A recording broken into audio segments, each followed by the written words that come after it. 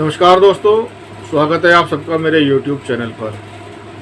दोस्तों, आज चर्चा करेंगे तारा बल के बारे में।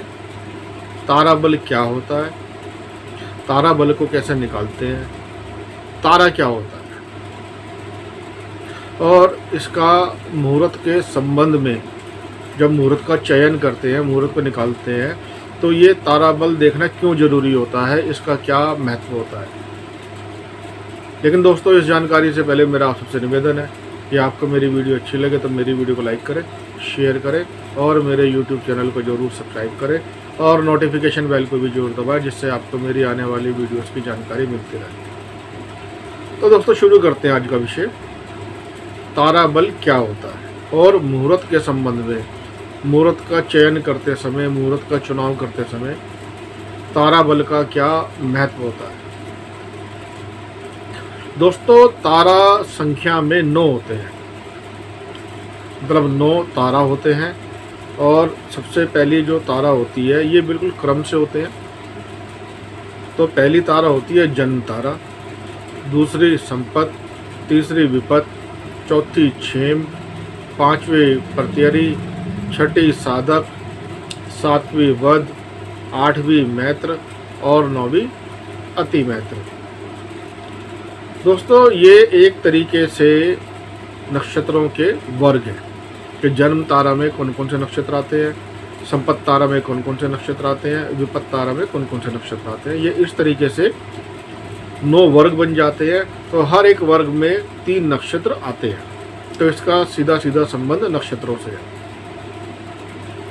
अब दोस्तों, जन्म नक्षत्र, किसी जातक का जो जन्म का नक्षत्र है, तो जन्म नक्षत्र से किसी दिन विशेष के नक्षत्र, कोई विशेष दिन है, उस दिन जो नक्षत्र है, उस दिन के नक्षत्र तक गिनने पर जो प्राप्त अंक आया, उसको 9 से भाग देने पर प्राप्त शेषफल जो आया, उसके तुल्य उस दिन विशेष का तारा कहलाएगा। मान लीजिए जन्म नक्षत्र गिना, जन्म नक्षत्र से गिनना शुरू करा किसी दिन विशेष के नक्षत्र तक, और जो भी संख्या आई उसको 9 से भाग दिया। अब शेषफल आया 2, तो 2 नंबर की तारा होती है संपत, तो उस दिन विशेष का तारा होगा संपत। ऐसे मान लीजिए शेषफल आया 4, तो 4 नंबर का जो तारा है वो है क्षेम, तो उस दिन विशेष का तारा होगा क्षेम। दोस्तों, किसी दिन विशेष का नक्षत्र, मतलब किसी विशेष दिन कौन सा नक्षत्र होगा, वो किस वर्ग का होगा, इसका ज्ञान, इसका पता करने के लिए जन्म नक्षत्र से उस दिन के नक्षत्र तक गिनने पर जो संख्या आती है,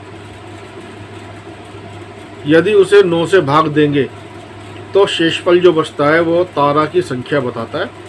वो तारा की संख्या मैंने आपको बताई है, ये 1 से लेकर 9 तक होती है और ये फिक्स होती है। तो जो नंबर आएगा, जो शेषफल बचेगा, वो उसी नंबर की तारा होगी। अब दोस्तों, एग्जाम्पल के लिए मान लीजिए अगर किसी जातक का जन्म का नक्षत्र मृगशिरा है, तो उसके लिए तारों का चक्र कैसे होगा।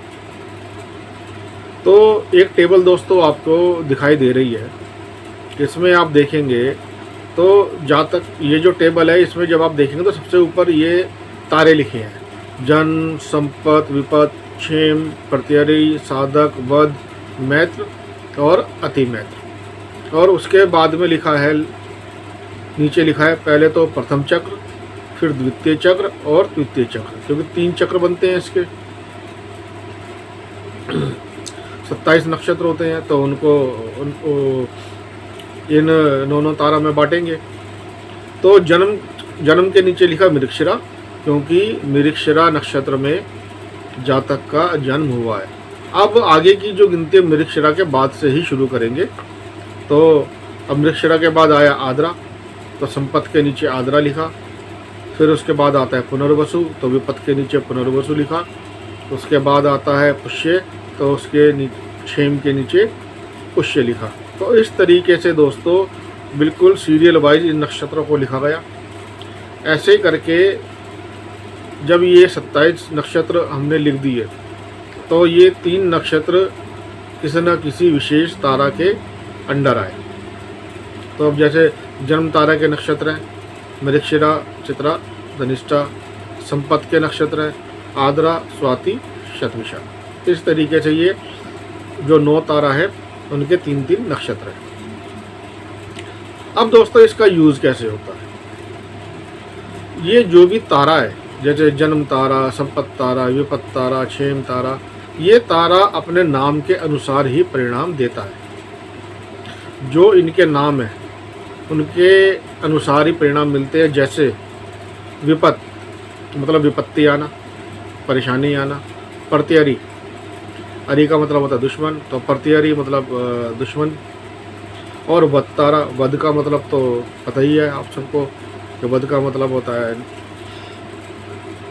वध करना, तो वध तारा। अब जैसे विपत, प्रत्यरी और वध, इनके नाम से ही पता लग रहा है कि ये अच्छे नाम नहीं है और कोई ना कोई परेशानी को इंडिकेट कर रहे हैं। तो ये जो तारे हैं ये सभी कार्यों के लिए पूरी तरह से अशुभ होते हैं। अब दोस्तों जो जन्म तारा होता है, अब जन्म तारा में जैसे 3 नक्षत्र हैं यहाँ, तो जन्म तारा कुछ कामों के लिए शुभ होता है और कुछ दूसरे कामों के लिए अशुभ होता है। अब दोस्तों जो प्रथम चक्र है, जो ये टेबल आपको दिखाई दे रही है, ये जो प्रथम चक्र है इसके विपत, प्रत्यरी और वध तारा, ये तीनों तारा पूरी तरह से अशुभ होते हैं। और जो द्वितीय चक्र है, तो द्वितीय चक्र के विपत तारा का प्रारंभिक 1/3 भाग, प्रत्यरी तारे का अंतिम 1/3 भाग और वध तारे का बीच का 1/3 भाग ये त्यागना चाहिए। तृतीय चक्र के विपत, प्रत्यरी और वध तारा पूरी तरह से शुभ होते हैं। दोस्तों ये जो टेबल मैंने आपको बताई है, जो आप देख रहे हैं, इसमें मृगशिरा नक्षत्र में जन्म लेने वाले जातक को पुनर्वसु, अश्लेषा और पूर्व फाल्गुनी नक्षत्रों को पूरी तरह से त्यागना चाहिए, क्योंकि पुनर्वसु नक्षत्र आ रहा है विपत तारा में और अश्लेषा नक्षत्र आ रहा है प्रत्यरी तारा में और पूर्व फाल्गुनी नक्षत्र आ रहा है वध तारा में। तो इनको पूरी तरह से त्यागना चाहिए। ऐसे दोस्तों विशाखा का प्रारंभिक 1/3 भाग, क्योंकि विशाखा भी द्वितीय चक्र के विपत तारा में है। ज्येष्ठा का अंतिम 1/3 भाग और ज्येष्ठा द्वितीय चक्र के प्रत्यरी तारा में है और पूर्वाषाढ़ा के बीच का 1/3 भाग और पूर्वाषाढ़ा ये वध तारा के द्वितीय चक्र में है। तो इनको त्यागना चाहिए। और मृगशिरा नक्षत्र में जिस जातक का जन्म हुआ है उसके लिए शेष सभी तारे चुनना शुभ है। दोस्तों उपनयन संस्कार, अन्नप्राशन संस्कार, मुंडन, राज तिलक, जैसे आज के ज़माने में किसी को कोई अच्छी पोस्ट मिलती है, वो उस दिन उसको वो पोस्ट पर जाना चाहिए। तो राज तिलक से ये मतलब हुआ कि अच्छी पोस्ट पर बैठना। और दूसरे गर्भ से उत्पन्न लड़का या लड़की के विवाह के लिए जन्म तारा शुभ होता है। दोस्तों जन्म तारा को गर्भाधान और यात्रा के लिए विशेष रूप से त्यागना चाहिए। प्रथम गर्भ से उत्पन्न लड़का या लड़की मतलब बड़ा लड़का या लड़की के विवाह के लिए भी जन्म तारा का त्याग करना चाहिए। प्रथम आवृत्ति के 3, 5, 7 तारा विशेष रूप से अशुभ है। अब दोस्तों 3, 5, 7 ये नंबर मैंने आपको बताया, तो 3 नंबर पर है विपत, 5 नंबर पर है प्रत्यरी और 7 नंबर पर है वध। तो इनका त्याग करना चाहिए, ये पूरी तरह से अशुभ है। दोस्तों